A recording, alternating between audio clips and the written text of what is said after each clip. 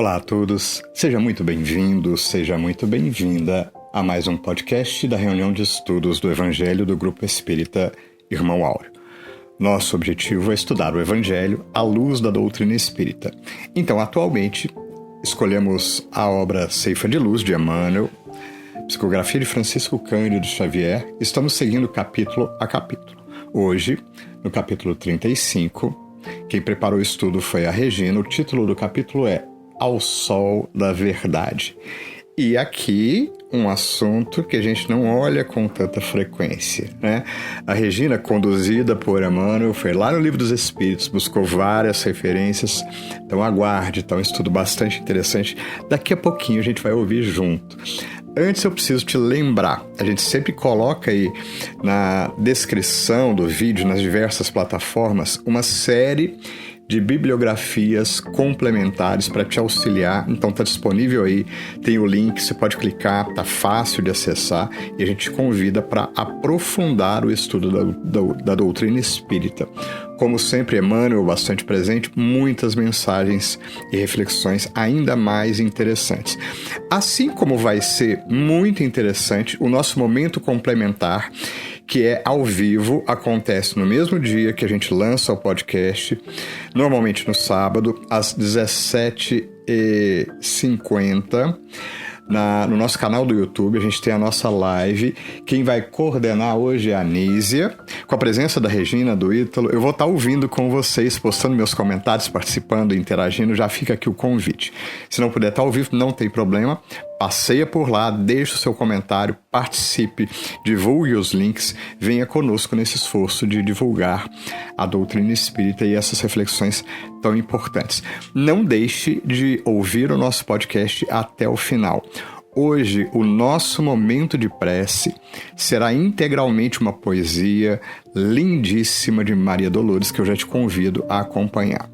Já falei demais, então eu vou finalizar com o nosso convite de sempre. Vamos ouvir?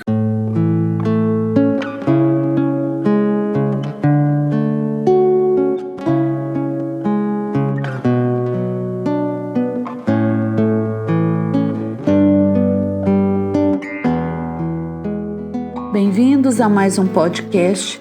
Dependendo do horário que irá ouvir, um bom dia, uma boa tarde, uma boa noite. Qual o nosso objetivo? O progresso espiritual.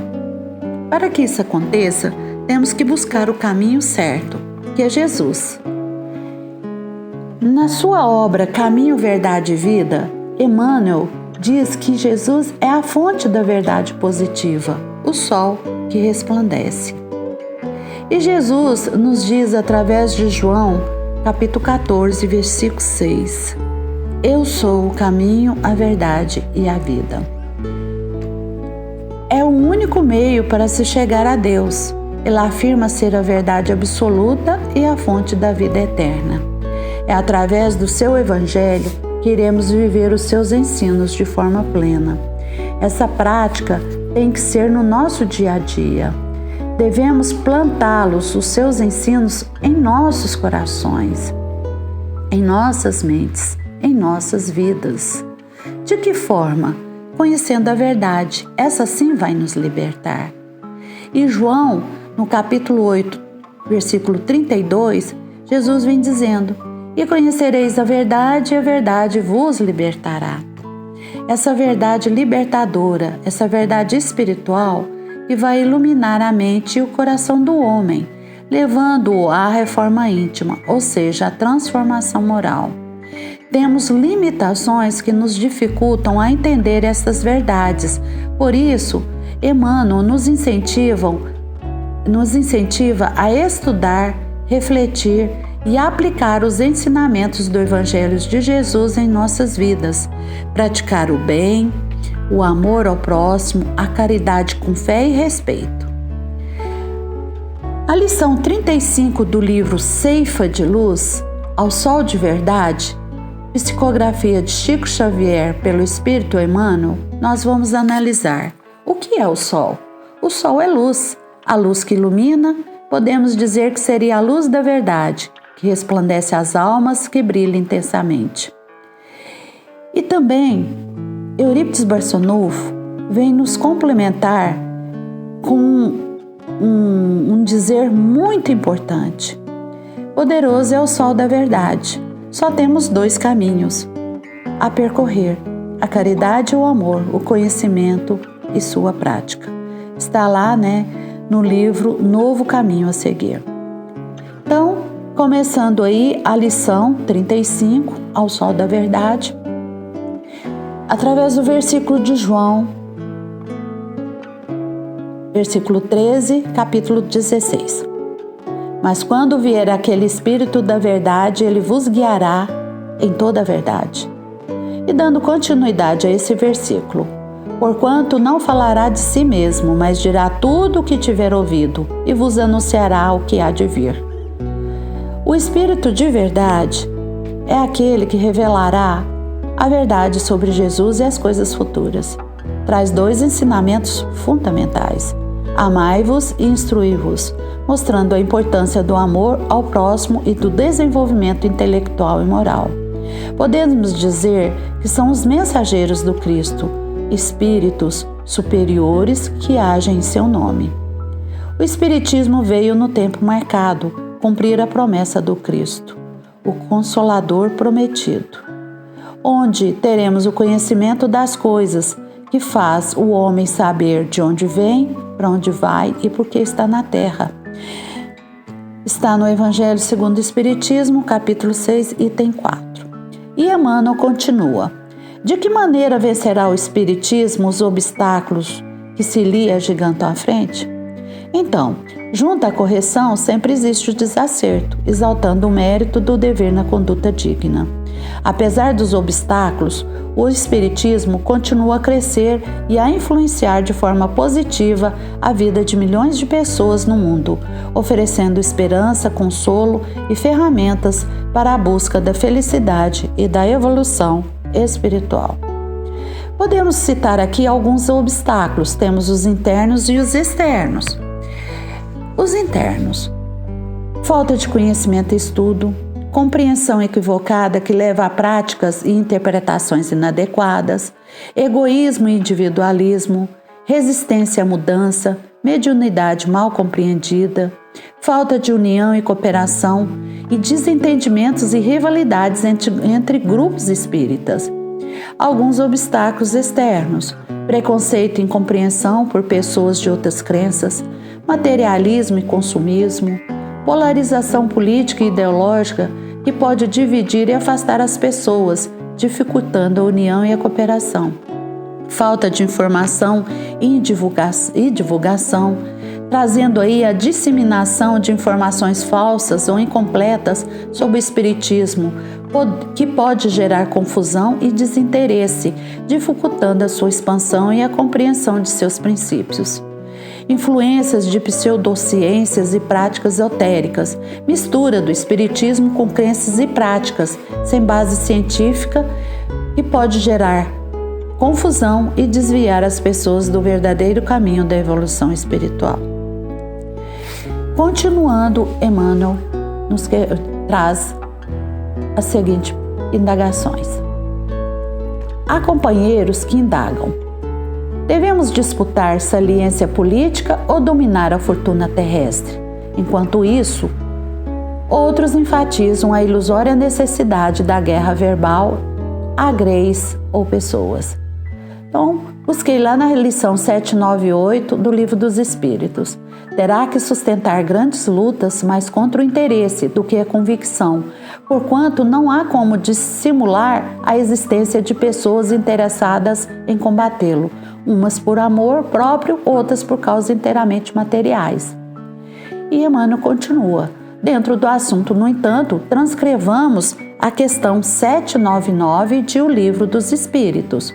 Prudente e claro, Kardec formulou aos orientadores espirituais de sua obra a seguinte interrogação: de que maneira pode o Espiritismo contribuir para o progresso? E na lógica de sempre muito claros, eles responderam: destruindo o materialismo, que é uma das chagas da sociedade. Ele faz que os homens compreendam onde se encontram seus verdadeiros interesses. Então, a visão materialista, muitas das vezes, leva ao egoísmo e à competição. E o Espiritismo, ele combate o materialismo ao oferecer uma visão mais ampla da existência da vida após a morte, que inclui a dimensão espiritual e moral, incentivando a busca pelo progresso espiritual e a prática do bem, através da caridade, como caminho para a felicidade verdadeira e duradoura. É uma forma de promover a fraternidade e a solidariedade. E, continuando Emmanuel, deixando a vida futura de estar velada pela dúvida, o homem perceberá melhor que, por meio do presente, lhe é dado preparar o seu futuro, abolindo os prejuízos de seitas, castas e cores. Ensina aos homens a grande solidariedade que o há de unir como irmãos. Cada coisa tem o seu tempo. Então, na lição 800 do Livro dos Espíritos, as ideias só pouco a pouco se modificam. Conforme os indivíduos, preciso é que algumas gerações passem para que se apaguem totalmente os vestígios dos velhos hábitos. A transformação somente com tempo gradual e progressivamente se pode operar para cada geração. Uma parte do véu se dissipa. De geração em geração, elas se enfraquecem e acabam por desaparecer. E, finalizando, Emmanuel nos dá aí a continuidade dessa lição. Não nos iludamos com respeito às nossas tarefas. Somos todos chamados pela bênção do Cristo a fazer luz no mundo das consciências, a começar de nós mesmos, dissipando as trevas do materialismo ao clarão da verdade, não pelo espírito da força, mas pela força do espírito, a expressar-se em serviço, fraternidade, entendimento e educação. Então, a força do espírito, seja encarnado ou desencarnado, está em sua moral, que é adquirida através da boa conduta praticada no decorrer da vida. É a força que guia, inspira e dá coragem para testemunhar a fé, viver em conformidade com os ensinamentos de Cristo e cumprir o propósito de Deus. O próprio Cristo conseguiu convencer os seus contemporâneos mediante os prodígios que operou? Então, essa pergunta está lá no Livro dos Espíritos, na questão 800, que vai trazer aí para que a gente possa realmente refletir sobre essa pergunta, e chegar às nossas conclusões. Então, finalizando aqui o nosso estudo dessa lição tão grandiosa e tão preciosa que Emmanuel nos trouxe, então a teoria nós já temos. Então é colocar em prática tudo o que ele nos ensinou, para que nos libertemos dos nossos vícios, dos nossos sofrimentos, das paixões desenfreadas, das ilusões materialistas, do egoísmo, do orgulho e da tola vaidade. Então, agradeço a oportunidade de mais uma vez estar aqui junto a todos, trazendo essas lições preciosas, agradecendo a espiritualidade, a Deus pela oportunidade de mais um momento em que estamos em conexão, procurando entender, procurando estudar um pouquinho mais sobre esses belos ensinos exemplificados por Jesus. Que Deus nos abençoe, nos ilumine e até a próxima oportunidade. Que assim seja. Um abraço a todos.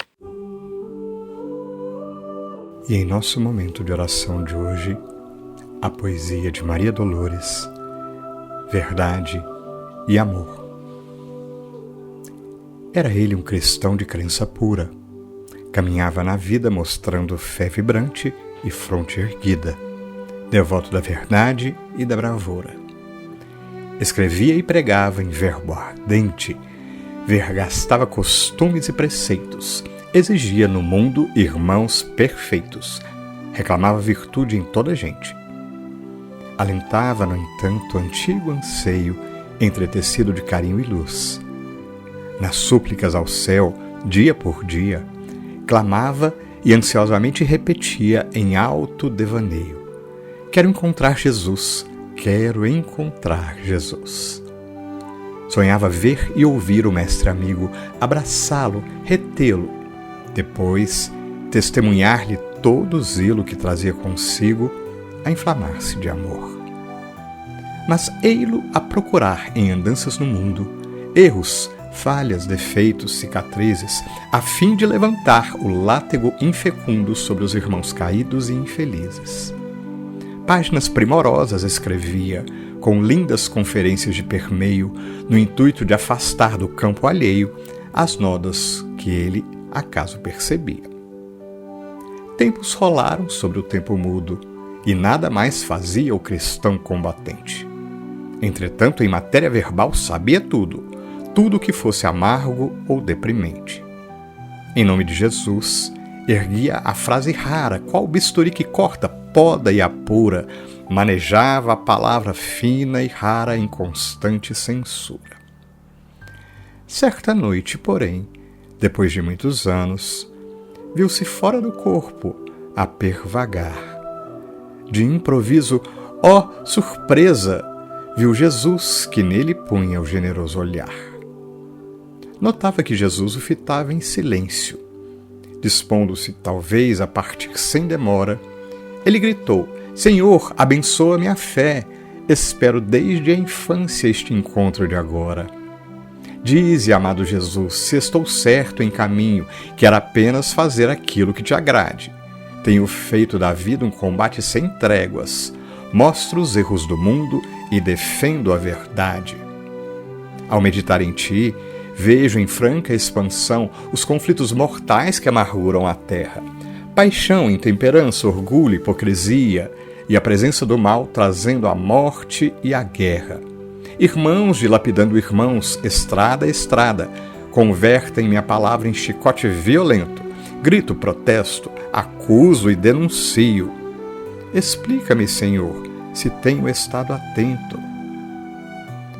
Mas Jesus respondeu: agradeço-te, irmão, quanto me tens doado em franqueza e rigor.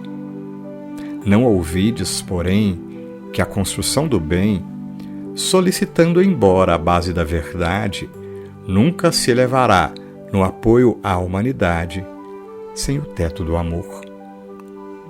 Não deixes de amparar. Anota as leis da vida, esclarece, corrige, ensina, mostra, fala. Mas recorda, não basta apontar a ferida. Depois de conhecê-la, é preciso tratá-la. Volta ao mundo e prossegue. Retifica sem fel e ajuda sem impor. Verdade que produz é aquela que auxilia, à maneira do sol que acende a luz do dia e estende a vida ao chão em dádivas de amor. O amigo despertou a desfazer-se em pranto. Inflamado de júbilo e de espanto, ergueu-se novamente para a vida. Em seguida, descerrou a janela junto dele. Fitando a rua em frente, viu homens construindo, a se esforçarem afanosamente. Doentes repousavam na calçada. Pobre mãe desprezada passava carregando um pequeno enfermiço. Tudo era petição de amparo e de serviço. Não longe, uma criança sem ninguém começou a chorar. Nisso, ele ouviu de novo a voz do Mestre amado. No íntimo do ser, qual se estivesse ali respirando ao seu lado, presente a lhe dizer: escuta, meu irmão, posso falar-te aqui, na paz do coração. Depois, disse baixinho: se queres atingir a luz do eterno lar, eis em teu mundo mesmo os marcos do caminho. Trabalhar e servir, servir e trabalhar.